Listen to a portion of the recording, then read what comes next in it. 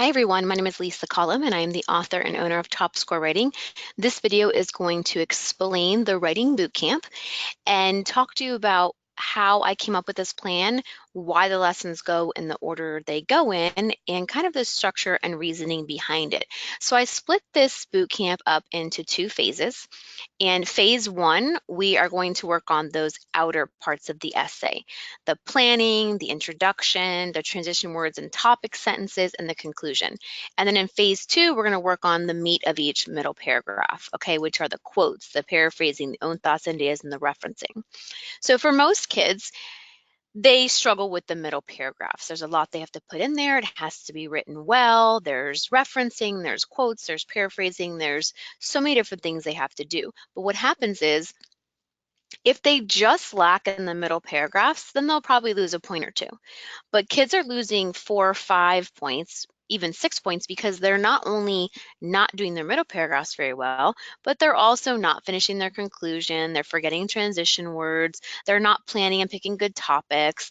And so that's what's caused them to lose more points. So I want to break this up into phases because in the end, I want the kids to be amazing, very, very, very good, like professionals at phase one stuff.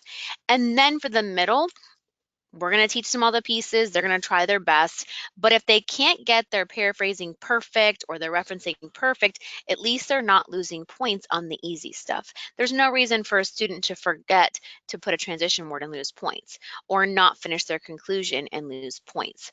So let me show an example of one of the sample papers, and there's many like this, but just to show you.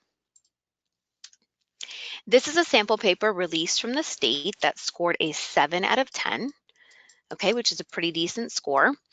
And you'll see here they have an introduction. And then in this second paragraph here, they have a topic sentence and then a quote. That's it. From the word in all the way down is a quote. And then in the third paragraph, they have a topic sentence and then a quote. And then if you go to the next page, they have a topic sentence, a little bit of paraphrasing, a little own thought idea, and a quote. And then they have their conclusion. So you can see their middle paragraphs aren't very good. They're not very developed. They don't have a lot of elaboration. And besides this third middle paragraph that has a little bit of paraphrasing, own thoughts and ideas, the rest is basically just copying because it's a quote. So why did this paper get a 7 out of 10? This paper has everything that's on the rubric.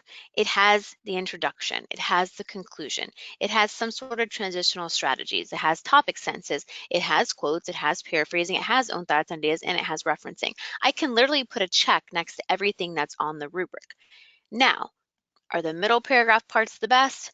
No, obviously they need more paraphrasing, own thoughts and ideas. They don't have a good balance there. Their paragraphs aren't that big, but they still have all those pieces. Now, if their middle paragraphs were like this, and they also didn't have a conclusion, and they also didn't reference, that's when you're going to find yourself in the 4 or the 5 category for scoring.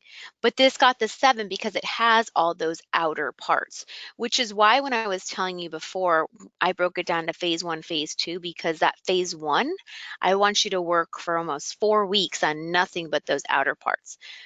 Lots of planning practice, lots of introduction paragraph practice, lots of conclusion paragraph practice, lots of transition words and topic sentences. And then once they're really good at all the outer parts, then we're going to start working on those middle paragraphs for a couple weeks as well. So you can see here, it's not the end of the world if their middle paragraphs aren't that good, but you got to have all the other pieces. Okay, that's the whole point of this. And what I'm seeing more and more and more is that the kids aren't doing the easy stuff. They're not finishing, they're forgetting to organize. A lot of their papers are just one big mush of a pile of essay. There's no indent, there's no spacing, there's nothing. I can't tell what goes with what. There's no referencing, and if you don't reference at all, you lose 2 points right off the bat. So to me, it's not worth losing points in the little things, which is why I've created this plan, and this is how you're going to move your students fast. So starting with phase 1, phase 1 is about 3 to 4 weeks, and you're going to use the box paper. So let me show you an example here. This is the box paper. You can see each paragraph just has a box around it. The whole point is to teach students about the different parts of the essay and to have them start organizing it and separating their paragraphs. So in phase 1, you are only going to work on the introduction paragraph, the conclusion paragraph, and then topic sentences and transition words. And then obviously planning, which is done before. You want to make sure they're really good at planning, because if their planning isn't good, their paper will never be good. So you want to make sure of that. So this is all you're going to work on in phase 1. When they take that test at the end, the 2 tests that I was going over in the other video, they are only going to be required to plan, write an introduction, write a conclusion, and then transition words and topic sentences. On those 2 tests you're going to do with them in this boot camp, they are only going to be required to do those things on this box paper. And I put a note on the document so you remember that you got to use the box paper.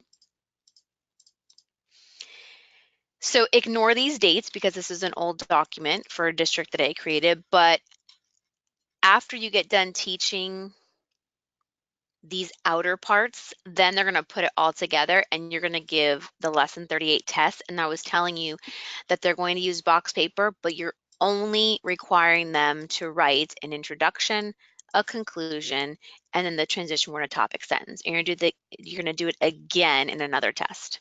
That's phase 1. That's the end of it. Then moving into phase 2, you're going to be working on the middle paragraphs, all the evidence and elaboration. Now, phase 2, again, I've laid it all out for you day by day, but you're going to be going through all the pieces of a middle paragraph, quotes and paraphrasing and own thoughts and ideas and examples and definitions and referencing, and you're going to be putting it all together on a practice test here. So you're going to do lots of practice up here with all the different lessons, and then you're going to have a practice test. Then you're going to do more with middle paragraphs, building the middle paragraphs, and then another practice test. It's in your document as lesson 86, and it's called, when you get to lesson 86, you're going to see the lesson's called Race Against the Clock, which is a timed game, but it's also a way to give a test because it just keeps it fun for them. Now remember, like I said in the other video, that lesson 86 explains the Race Against the Clock activity. But you're going to need passages and prompts to do that activity. So I want you to use the lesson 66 prompts and passages to do the activity of lesson 86. And then if you keep going, you're going to do 85 and then 106, then conferencing and reviewing, and then the last weeks that are left, depending on what date you end. And again, ignore these dates because these aren't specific to you. But whatever time you have left, you want to make sure you use for your classroom and what your kids need. I don't like to give lessons to give those last 2 to 3 weeks before testing because I want you to be able to do what your kids need. And if I'm assigning lessons and you're still up at the front of the classroom teaching, you'll never be able to zone in and figure out what every kid needs. So that's your small group and one-on-one time with